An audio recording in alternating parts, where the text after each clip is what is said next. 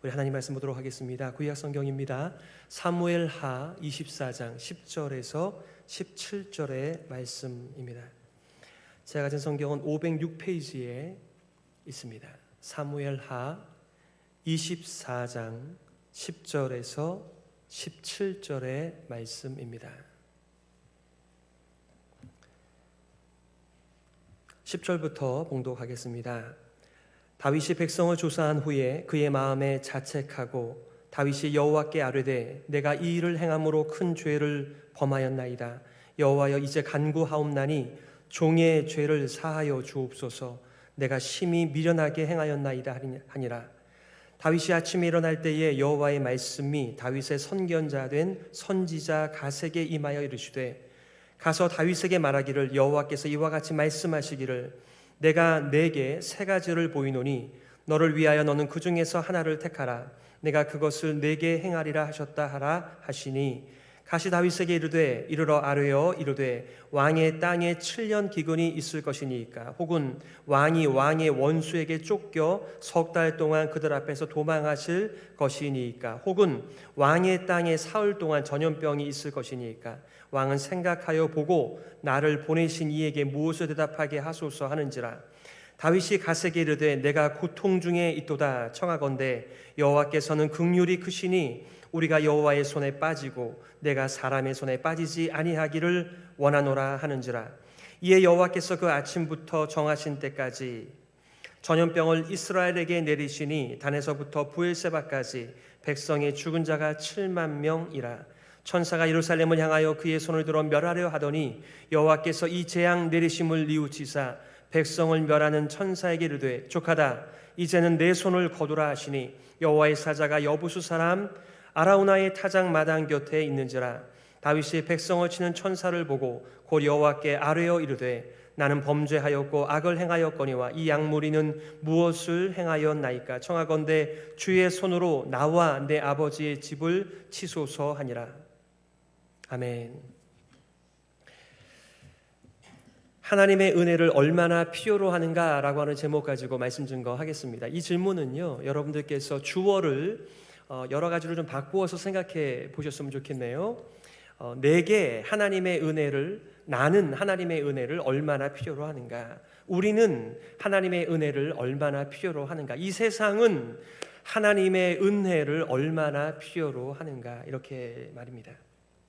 여러분 예전에 이런 고민해 보신 적 있으신가요? 우리에겐 하나님의 은혜가 얼마나 필요하겠나?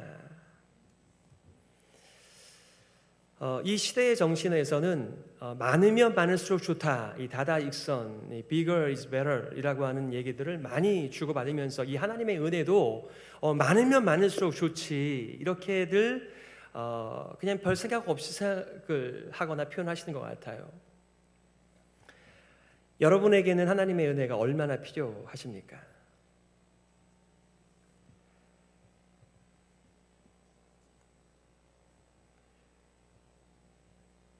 하나님의 은혜가 아니면 우리는 아무것도 아닙니다. 다시 말씀드리면 하나님의 은혜가 더 필요한 것이 아니고요, 하나님의 은혜가 전부입니다. 우리는 조직신학적으로 사고를 하며 공부를 할 때 인간에 대한 우리들의 가치, 성경적 가치를 인간은 하나님을 떠나 전적으로 타락했다라고 다 동의하십니다. 그런데 실제로 우리의 사고와 삶을 보게 되면 그저 하나님께서 우리를 좀 밀어주시면, 후원해 주시면, 은혜를 좀 더하시면 괜찮다라고 하는 사고를 가지고 살아갑니다. 그렇기 때문에 우리는 인간에 대한 이해가 성경적이기보다는 우리의 체험에 더 많이 근거하여 있고, 특별히 우리가 이렇게 다윗의 생애를 함께 묵상할 때에도 도대체 이 다윗이 어떤 사람인지 잘 모르겠는 것입니다. 그래서 여러분들 오늘 이 제목을 진지하게 한번 생각해 보시기를 바랍니다. 하나님의 은혜를 얼마나 필요로 하고 있는가? 이 세상에 하나님의 은혜는 얼만큼 필요한 것인가? 바세바 스캔들 이후에 주목할 만한 다윗의 범죄와 하나님의 징계를 이 부록에서 다루고 있습니다. 어리석은 다윗의 범죄는 인구 조사를 통하여 병력에 동원될 수 있는 군사력을 확인하는 일이었습니다. 즉 이스라엘 왕국의 가치를 군사력으로 가늠하고자 했던 다윗의 마음의 동기였다는 것이죠. 오늘 여러분들과 내용적으로 세 가지를 나누려고 합니다. 첫 번째는 하나님의 왕국에서 인간의 왕국으로 돌아서다. 두 번째는 인간의 왕국에서 하나님의 왕국으로 돌아서다. 세 번째는 하나님의 왕국에서는 하나님의 은혜가 작동된다입니다. 자, 첫 번째, 하나님의 왕국에서 인간의 왕국으로 돌아서다. 즉 변질된 다윗의 모습입니다. 사실 다윗은 하나님의 아들이라고 하는 소리를 들었는데 이 모습은 아담을 닮은 모습입니다. 이러한 다윗의 인구 조사, 군사력을 점검함으로써 우리 이스라엘의 가치가 어느 정도 되는가를 가늠하는 이 일에 대하여 그의 오른팔로 알려진 요압이 충언을 올리고 있습니다. 오늘 3절이죠. 요압이 왕께 아뢰되 이 백성이 얼마든지 왕의 하나님 여호와께서 100배나 더하게 하사 내 주 왕의 눈으로 보게 하시기를 원하나이다. 그런데 내 주 왕은 어찌하여 이런 일을 기뻐하시나이까? 이게 무슨 얘기인가요? 아니 하나님께서 우리나라의 군사력을 100배나 더 증가시켜야 될 필요가 있다라고 한다면 하나님께서 그렇게 하시겠죠. 지금까지 이스라엘이 여기까지 오게 된 것은 정말 군사력 때문이었습니까? 당신의 능력 때문이었습니까? 하나님의 돌보심 때문이었습니까? 여러분 도저히 요압을 우리가 알고 있는 그 요압이 말할 내용이 아닌데 요압이 이때 성령으로 충만하여 지금 다윗에게 충언하고 있는 내용은 왜 그런 조사를 합니까?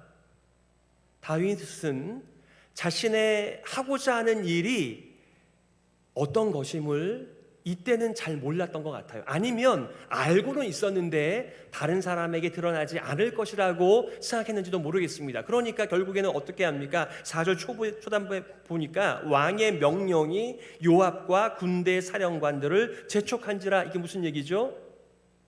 말을 듣지 않았다. 결국 왜 하려고 하는 거예요? 라고 하는 질문이 아니에요. 제발 하지 마세요. 이런 얘기입니다. 그런데 결과가 어떻습니까? 다른 성경에 보면 이렇게 표현하고 있죠. 그러나 요압과 군 사령관들은 왕의 명령을 이기지 못하고 물러나왔다. 우리는 이렇게 생각할 수 있을 것 같아요. 아니 왕이 돼가지고 자기 백성들의 숫자를 카운트하는 것이 뭐가 잘못이냐? 여러분 우리 가운데 민수기라고 하는 성경이 있습니다. 넘버스입니다. 그 얘기는 왜 그 제목을 사용하는 것입니까? 하나님께서 백성들의 숫자를 카운트하라고 2번이나 말씀하세요. 그러니 백성들의 숫자를 세는 단순한 이 일이 문제가 되는 것은 아니라 뭔가 다윗의 중심에 있는 그 카운트하는 마음의 동기를 지금 말씀하고 있는 것입니다. 역대상 21장 1절에 보게 되면 사탄이 일어나 이스라엘을 대적하고 다윗을 격동하여 이스라엘을 계수하게 하니라.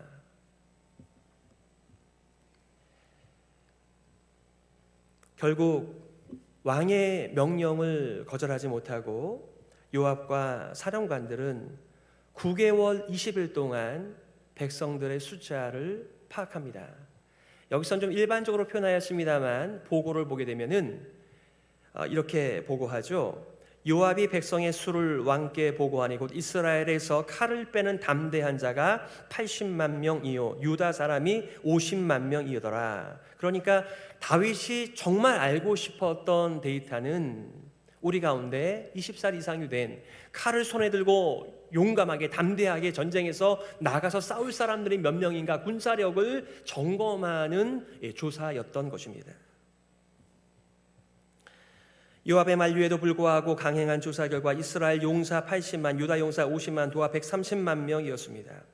우리가 기업이나 또한 이렇게 구단, 소위 말하면 이제 메이저리그라든가 아니면 프리미어, 이런 그 잉글랜드 프리미어 리그라든가 이런 데 있어서 랭킹이 굉장히 중요합니다만 이 구단의 가치를 돈으로 환산을 합니다. 그것이 우리들에게는 이 넘버가 훨씬 더 값어치 있게 들리니까요. 그러니까 지금 이스라엘에서 다윗이 행한 일은 도대체 우리들의 이 군사력이 어느 정도인가라고 하는 이 가늠은 우리나라가 얼마짜린가, 이것을 군사력으로 알고 싶어하는 것입니다. 인간의 왕국에서 일어나는 상식적인 이 일, 왕이 인구조사하고 군사력을 점검하는 이 일에 대하여 우리가 잘 이해하지 못하는 부분을 이 한 말씀과 비교해 본다라고 한다면 금방 알아차릴 수 있으실 것 같습니다. 사무엘상 17장은 다윗이 골리앗을 대적하는 성경 본문입니다. 여기서 이렇게 다윗은 골리앗을 향하여 선포합니다. 여호와의 구원하심이 칼과 창에 있지 아니함을 이 무리에게 알게 하리라. 전쟁은 여호와께 속한 것인즉 그가 너희를 우리 손에 넘기시리라. 이때 이스라엘은 뭐하고 있었습니까? 군대를 차리고 있었지만, 그리고 블레셋을 대항하고 있었지만 그들은 골리앗의 도발과 모독 앞에서 잠잠하였습니다. 왜요? 골리앗 같은 장수가 나올 때까지 기다리고 있는 것이죠. 하지만 다윗은 이렇게 선포하였습니다. 만군의 여호와의 이름을 담대하게 외치며 너는 칼과 창과 단창으로 내게 나아오거니와 나는 만군의 여호와의 이름 곧 내가 모욕하는 이스라엘 군대의 하나님의 이름으로 내게 나아가노라. 정말 통쾌한 장면입니다. 이 세상은 군사력에 의하여 그 나라와 민족과 기업의 가치가 결정되겠지만은 이스라엘은 좀 달랐습니다. 군사력이 아니었습니다. 하나님께서 함께 하시는가 함께 하시지 않는가의 문제, 바로 이스라엘의 문제였습니다. 이스라엘이 앓고 있는 질병은 불신앙이었습니다. 이스라엘은 승리가 큰 키에 있다, 많은 경험에 있다, 강력한 칼과 창에 있다고 믿으면서 아무것도 하지 못하는 불신앙의 사람들이었습니다. 바로 그것을 깨트린 자가 바로 이 어린 10대 소년 다윗이었습니다. 그런데 오늘 다윗의 모습을 보니까 우리나라는 하나님의 손에 달려있다라고 외쳤던, 하나님의 이름에 우리의 운명이 달려있다라고 외쳤던 다윗은 온데간데 없고 군사력을 카운트하고 있는 이 다윗의 모습 속에서 우리는 많은 생각을 하게 됩니다. 우리는 아담을 많이 닮았습니다. 기회만 있으면 우리의 시선을 하나님께로부터 나에게 돌리며 우리에게 돌리며 이 세상에다가 우리의 시선과 마음을 빼앗기며 살아가는 모습 앞에서 우리는 하나님의 은혜를 구하는 것이죠. 많은 사람들이 이렇게 얘기합니다. 어느 정도는 맞는 것 같아요. 시간이 가면 될 거야. 나이가 들면 될 거야.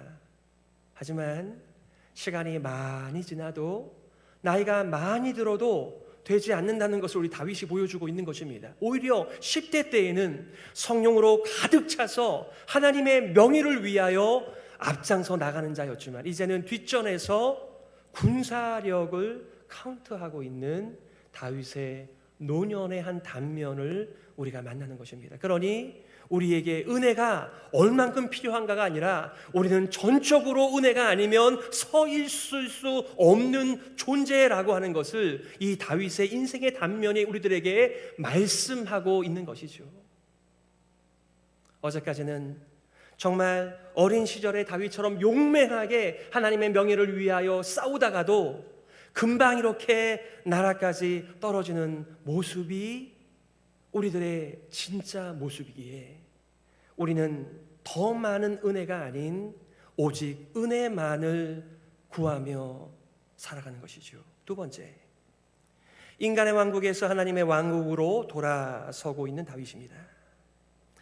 오늘 10절에 보니까 다윗이 백성을 조사한 후에 그의 마음에 자책하고 다윗이 여호와께 아뢰되 내가 이 일을 행함으로 큰 죄를 범하였나이다. 여호와여 이제 간구하옵나니 종의 죄를 사하여 주옵소서. 내가 심히 미련하게 행하였나이다. 9개월 20일 동안 인구조사 이후에 다윗은 자기의 죄를 깨닫게 됩니다. 우리는 보통 이게 뭐가 그렇게 큰 죄인가? 우리는 하나님 없이 살아가는 삶에 대하여 아주 보편적인, 그것을 노멀이라고 얘기하는 시대 속에서 살아가고 있습니다. 그러니까 어쩌다가 좀 어려운 일이 있을 때 그때에 하나님께 나아가는 것을 정상이라고 생각하는 시대 속에서 우리는 살아갑니다. 우리 찬송에 보면 내게로부터 눈을 들어 주를 보기 시작할 때 주의 일을 보겠네. 내 작은 마음 돌이키사 하늘의 꿈 꾸게 하네. 내 삶은 주의 역사가 되고 세상은 주의 나라가 되고. 우리가 나에게 주목하는 한, 내가 세상에 주목하며 살아가는 한, 내가 세상과 한 몸이 되어 살아가는 한,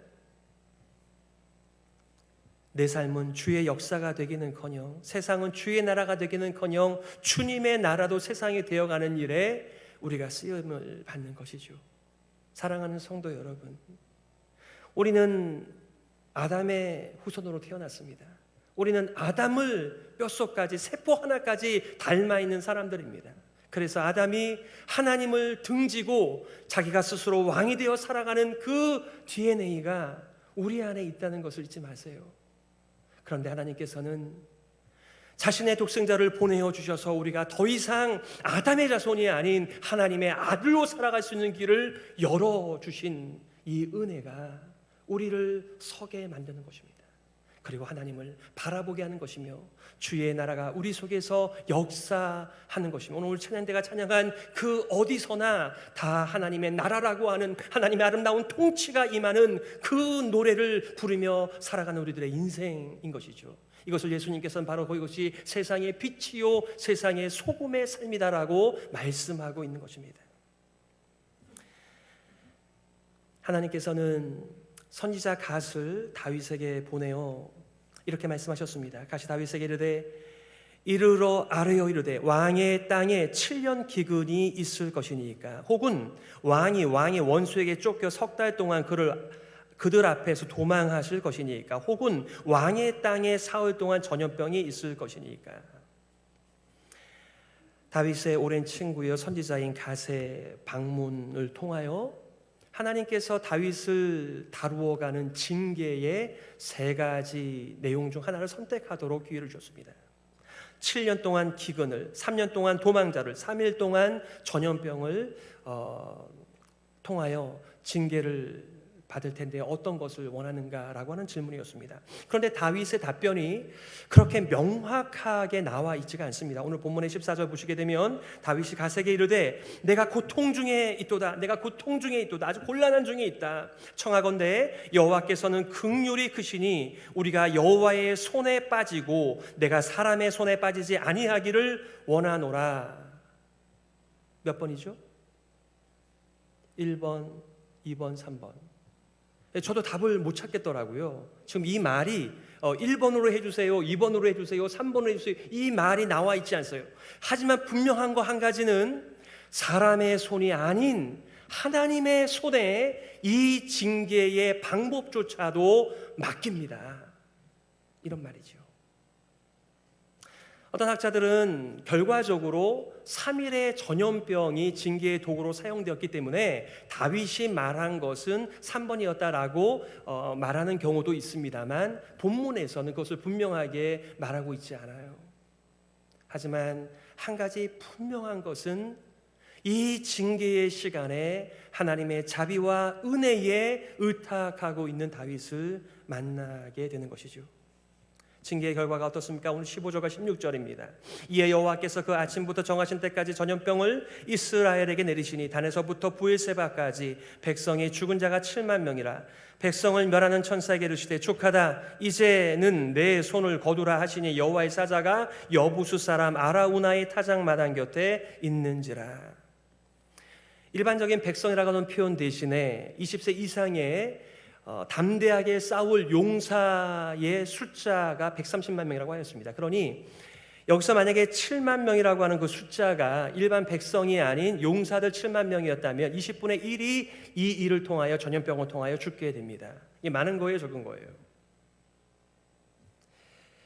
한 가지 우리가 오해하지 말아야 될 것은, 아니 참 이상하다 하나님, 왜 잘못은 다윗이 해놓고 이 무고한 사람 7만 명이 죽어야만 하는가? 죄송합니다, 무고한 자 7만 명이 아닙니다. 다윗이 이 정도였다면 수많은 이스라엘 백성들이 하나님의 백성으로, 하나님의 아들로 부르심을 받았음에도 불구하고 여전히 아담을 닮은 자로 살아갔다는 것을 의미하는 것입니다.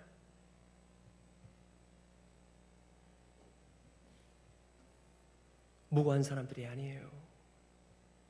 예수님께서 누가복음 13장이죠. 빌라도가 갈릴리에서 온 사람이 제사를 드릴 때 죽음을 당하는 그 일을 예를 드세요. 그러면서 그 빌라도에게 죽임을 당한 갈릴리 사람들이 갈릴리의 다른 사람들보다 더 죄가 많아서 죽임을 당했다고 생각하지 말라. 실로암의 망대가 무너져서 18명이 죽습니다. 그때 예수님께서 그것을 예로 들면서 그 망대에 깔려 죽은 18명의 사람들이 다른 사람들보다 더 죄가 많기 때문에 죽은 것이 아니다라고 말씀하시면서 너희들이 다 이와 같은 자들임을 상기시켜주고 있는 메시지입니다. 다윗은 반역하는 이스라엘 백성들, 목이 곧은 백성들, 하나님 없이 자신의 인생을 살아가는 사람들을 기다리시다가 이때에 징계를 내리시게 된 것입니다. 다윗 한 사람의 범죄처럼 보이나 이스라엘 반역의 대표로서 이스라엘 상황을 드러내고 있는 오늘 본문의 메시지입니다. 징계에 대한 다윗의 반응이 17절에 나오는데, 다윗이 백성을 치는 천사를 보고 여호와께 아뢰어 이르되 나는 범죄하였고 악을 행하였거니와 이 양 무리는 무엇을 행하였나이까? 청하건대 주의 손으로 나와 내 아버지의 집을 치소서. 여러분, 교회 바깥의 세상에서는 교회를 비난할 때 뭐라고 얘기합니까? 너희들은 참 좋겠어. 아무리 죄를 지어도 한마디만 하면 되지, 하나님 앞에 나가서 용서해 주세요 라고 말하면 된다며? 여러분, 그 말이 옳아요, 틀려요? 한편으로 보면 맞습니다. 하지만 정말 우리가 그런가요? 우리는 이렇게 안면을 다 깔고 양심도 없이 그저 예수님의 이름으로 용서해 주세요라고 또 죄를 짓는 그런 사람들입니까? 그렇지 않잖아요. 다윗은 자신의 범죄의 깊이를 더 알아가고 있습니다. 우리가 어렸을 때 부모님께 혼을 납니다. 그런데 그때 혼을 난 그 내용들이 이제 자녀들을 키우면서 볼 때, 야, 그때 우리 아버지 어머니가 나를 체벌한 것도 아니시구나, 내가 더 심각한 죄를 우리 아버지 어머니 앞에 저지른 것이구나. 여러분, 우리가 성숙도가 1이었을 때, 성숙도가 2였을 때, 성숙도가 10이었을 때 바라보는 우리의 처신들이 다 다르게 보입니다. 그래서요, 그때에도 잘못했다라고 얘기하지만 나의 신앙이 성장하고 나의 옛 과거 하나님을 떠난 인생들을 바라볼 때 그 일이 그렇게 심각하다라고 하는 것을 뒤늦게야 깨닫는 것들이 한두 가지가 아니에요. 하나님의 용서하심을 확신하지 못하는 것이 아니라 그 일들이 하나님의 은혜를 구하고 하나님 안에서 살아가는 우리의 삶의 동기를 부추기는 긍정적인 역할을 하고 있는 것이죠. 다윗은 하나님의 용서를 받았음에도 불구하고 전적으로 이것이 자신의 깊은 죄임을 또다시 하나님 앞에서 알아차리며 고백하며 하나님의 은혜를 간구하고 있습니다. 다윗은 자신의 범죄 때문에 자책하였고 회개하였고 그리고 하나님의 징계 앞에서 자백하고 또 자백하고 있는, 하나님의 징계를 올바로 받고 있는 다윗을 우리가 만나게 되는 것입니다. 우리는 압니다. 다윗이 얼마나 성인군자가 아닌지를 알고 있어요. 그러니 이 사무엘하 마지막 장에 다시 다윗의 죄를 하나 추가한다는 것이 무슨 의미가 있겠습니까? 그런 목적이 아니라 이 다윗의 일을 통하여 나이가 들어도 해결되지 않는 인간의 그 본연의 모습, 하나님의 은혜가 우리를 사로잡고 있지 않으면 우리가 어떤 얼굴로 인생을 살아가는지를 잘 보여주는 한 모습을 보여주고 있는 것입니다.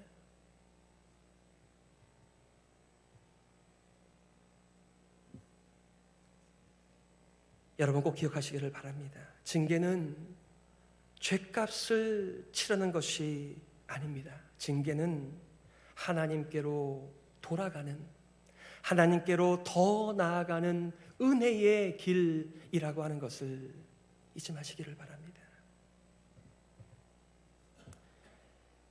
세 번째는 하나님의 왕국에서는, 하나님의 나라에서는 하나님의 은혜가 작동된다라고 하는 것을 기억하시기를 바라요. 오늘 18절입니다. 이날에 가시 아라우나의 타작 마당에서 여호와를 위하여 제단을 쌓옵소서 하매 그곳에서 여호와를 위하여 제단을 쌓고 번제와 화목제를 드렸더니 이에 여호와께서 그 땅을 위한 기도를 들으시매 이스라엘에게 내리는 재앙이 그쳤더라. 선지자 가시 다윗에게 와서 이 전염병이 그친 곳 엽수 사람 아라우나의 타작 마당에서 하나님께 단을 쌓아 제사를 드리라고 함으로써 사건이 이제 일단락되고 있습니다. 하지만 우리는 알죠. 전염병이 멈추었다고 해서 끝이 아니었습니다. 하나님께서는 하나님과 깨어진 관계를 회복하는 길을 이 아라우나의 타작 마당에서 시작하고 계시는 것입니다. 이제 전염병이 끝났으니 사람들은 어떤 마음을 가지고 살아갈까요? 이제 건강하게 되었으니, 이제 재정 문제가 해결이 되었으니, 이제 우리 자녀 문제가 해결이 되었으니, 그게 아니고요. 징계의 목적은 그 일을 통해서 이제 하나님께로 나아가는 것입니다. 그게 우리의 은혜의 부르심입니다. 모세가 이스라엘 백성들을 끌고 나와 광야의 삶을 살아갈 때 모세도 참 마음이 답답했습니다. 근데 하나님도 모세만큼이나 답답하셨어요. 그래서 모세에게 이렇게 말씀하십니다. 모세야, 내가 너희들에게 지도자를 세워서 가나안까지 무사히 안내하겠다. 하지만 나는 너희들과 더 이상은 동행하지 않겠다. 그때 모세가 무엇이라고 말합니까? 아유, 우리가 가나안만 들어가면 되지요, 이렇게 말하지 않았습니다. 아니, 하나님께서 우리와 동행하시지 않는다라고 한다면 우리의 가나안이 무슨 의미가 있습니까? 모세는 정확하게 구원과 영생과 하나님의 백성과 자녀로 살아간다는 것이 무슨 의미인지를 정확하게 알고 있었습니다.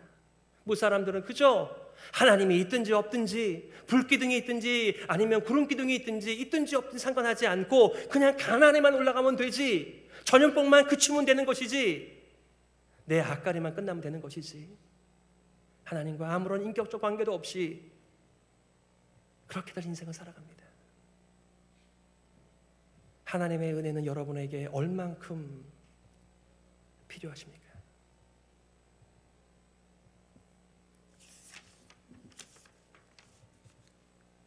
아라우나 타작 마당과 솔로몬 성전을 연결시키며 우리들에게 커다란 메시지를 주는 역대하 3장 1절 말씀입니다. 솔로몬이 예루살렘 모리아 산에 여호와의 전 건축하기를 시작하니 그곳은 전에 여호와께서 그의 아버지 다윗에게 나타나신 곳이요 여부수 사람 오르난, 여기서는 아라우나를 오르난으로 표현하고 있습니다.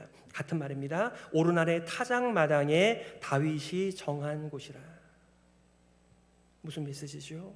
1000년 전 아브라함이 독자 이삭을 바쳤던 그 장소 모리아 산, 반역한 이스라엘과 다윗에게 은혜를 베푸시고 하나님 자신을 열었던 화목 제사를 올려드렸던 아라우나 다장마당, 이제는 인간의 반역에도 불구하고 어린 양을 통하여 하나님께로 가는 길을 여는 솔로몬 성전이 같은 장소에서 하나님을 향하여 열리고 있는 것입니다. 아브라함의 헌신이 하나님께로 가는 길을 연 것이 아니에요. 다윗이 자신의 백향목궁을 바라보며 하나님께도 하나님의 집이 필요하시다라고 생각하면서 하나님의 성전을 짓겠다고 말을 하였을 때 하나님께서 나단을 보내 뭐라고 말씀하십니까? 다윗아, 너가 나의 집을 짓는 것이 아니다. 내가 너를 위하여 집을 짓는 거야. 얼마나 많은 사람들이 이것을 모른 채 하나님을 위하여 뭔가를 하겠다라고 합니다. 물론 하나님을 위하여 뭔가를 하죠. 잘하는 것입니다. 그러나 우리는 알죠. 왜 하나님의 나라가 은혜의 나라인지. 바로 하나님께서 우리의 집을 지어주시기 때문에 그렇습니다.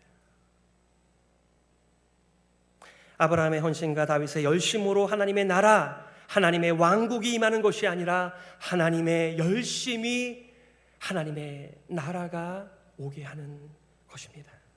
그러기에 로마서 5장 9절과 10절에서 하나님이 원하시는 제사는 수많은 제사가 아니라 단 한 번의 제사, 바로 자기 독생자의 제사를 요구하셨습니다. 그러면 이제 우리가 그의 피로 말미암아 의롭다 하심을 받았으니 더욱 그로 말미암아 진노하심에서 구원을 받을 것이요 곧 우리가 원수 되었을 때에 그의 아들의 죽으심으로 말미암아 하나님과 화목되게 되었은즉. 사랑하는 성도 여러분, 여러분들은 예수 그리스도 이 하나님의 아들을 더 잘 알아가고 계십니까? 오늘의 종교개혁 주일입니다. 리폼입니다. 리폼이 무엇입니까? 하나님의 말씀이 우리 안에 들어오면 우리는 새롭게 지음을 받는 것입니다. 바로 그것이 리폼입니다. 우리는 날마다 새로운 곡으로 새로운 가사로 하나님의 찬양을 드리는 그 새 노래가 아니라, 그것도 새 노래이지만 하나님의 말씀이 내 속에서 역사하실 때 새로운 나가 되어 하나님 앞에 올려드리는 찬양, 똑같은 찬양입니다만 그것이 바로 하나님 앞에 올려드리는 새로운 찬양입니다. 이것이 바로 리폼입니다. 개혁입니다.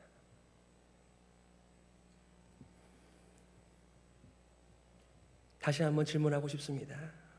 여러분은 하나님의 은혜를 얼마나 필요로 하고 계십니까? 이 세상은 하나님의 은혜를 얼만큼 필요로 하는 세상입니까? 마태복음 18장 3절에서 예수님께서는 이 하나님의 나라에 대하여 이렇게 표현하셨습니다. 너희가 돌이켜 어린 아들과 같이 되지 아니하면 결단코 천국에 들어가지 못하리라. 우리 애들이 순진하고 예쁘고 귀엽고 이런 거 있습니다만 여기서 말하고자 하는 그 포인트가 무엇입니까?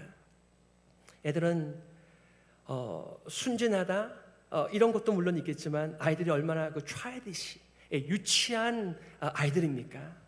자기밖에 모릅니까? 그런 것을 얘기하고 있는 것이 아니라 이 어린아이와 같이 되지 아니하면이라고 말하는 중요한 포인트는, 어린아이는 자기 아버지가 없으면, 어머니가 없으면 살 수 없는 존재입니다.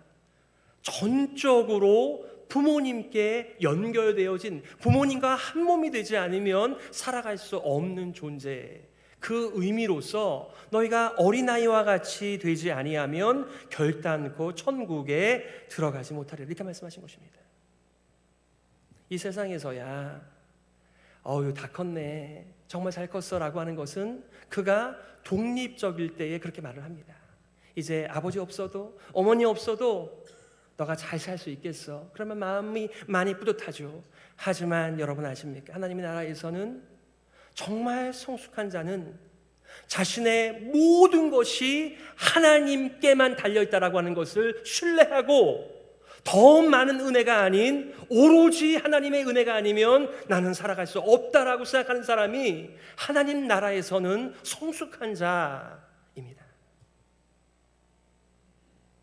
어린 사람일수록 하나님 없어도 얼마든지 인생 잘 삽니다. 아주 가끔 일이 있을 때만 기도해도 얼마든지 잘 삽니다. 그러나 하나님 나라에서 하나님의 아름다운 통치를 받으며 살아가는 성숙한 사람들은 하나님의 은혜가 없이는 살 수 없다라고 믿는 것, 그것을 뼈저리게 알고 살아가는 삶이 성숙한 자의 삶입니다. 그러니 여러분에게는 하나님의 은혜가 얼만큼 필요하시겠습니까? 말씀을 정리하며 성경이 가르쳐주는 인간은 바로 죽는 순간까지 하나님께 기대어 사는, 하나님이 우리의 인생의 전부임을 깨닫고 살아가는 은혜의 길, 바로 그것이 구원이고 바로 그것이 영생의 길이라고 하는 것을 오늘 본문의 말씀이 증거하는 것이죠. 하나님의 은혜를 얼마나 우리는 필요로 하고 있습니까? 100% 하나님의 은혜가 아니면 다윗의 부정적인 모습이 다른 사람이 아닌 바로 나의 모습이라고 하는 것을 여러분은 인정하시게 될 것입니다. 예수님께서는 그의 유언의 메시지 속에서 나는 포도나무다, 너희는 가지다, 너희가 내 안에 내가 너희 안에라고 말씀하시면서 우리는 세상과 더불어 한 몸으로 살아가는 존재가 아니라 예수 그리스도 더불어 한 몸이 되어 하나님의 백성으로, 하나님의 자녀로 살아가는 존재라고 하는 것을 말씀하셨습니다. 여러분들은 누구와 더불어 한 몸이 되어 인생을 살아가고 계십니까? 우리가 부르는 찬양 가운데 이런 가사가 있습니다. 은혜 아니면 살아갈 수가 없네. 호흡마저도 다 주의 것이니 세상 평안과 위로 내게 없어도 예수, 오직 예수뿐이네. 은혜 아니면 살아갈 수가 없네. 나의 모든 것 다 주께 맡기니 참된 평안과 위로 내게 주신 주 예수, 오직 예수뿐이네. 여러분의 인생 속에 하나님의 은혜가 얼만큼 필요한지, 그리고 그 하나님의 은혜가 여러분 가운데서 어떻게 작동되고 있는지, 하나님의 무궁한 은혜가 여러분의 인생 속에 100% 작동되기를 예수 그리스도의 이름으로 축복합니다. 아멘. 이 시간에 우리가 말씀을 기억하면서 이렇게 기도했으면 좋겠습니다. 하나님, 우리는 아담을 많이 닮았습니다. 귀에만 있으면 시선을 하나님께로부터 나에게로, 우리에게로, 세상으로 돌리는 인생입니다. 하나님의 은혜가 아니면 우리는 살아갈 수 없습니다. 우리 교회가 하나님의 은혜가 더 많이 필요한 교회가 아니라 오직 은혜로 살아가는 교회가 되게 하여 주옵소서. 우리 말씀 기억하면서요 함께 기도하며 나아가겠습니다.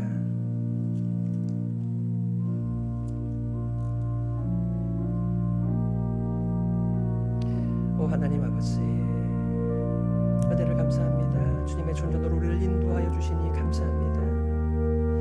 하나님, 우리가 누구간데 하나님께서 이렇게 주의 사랑을, 주의 은혜를, 주의 긍휼을 베푸시며 재앙을 멈춰 주십니까? 그리고 자신의 길을 열어 주시는 것입니까?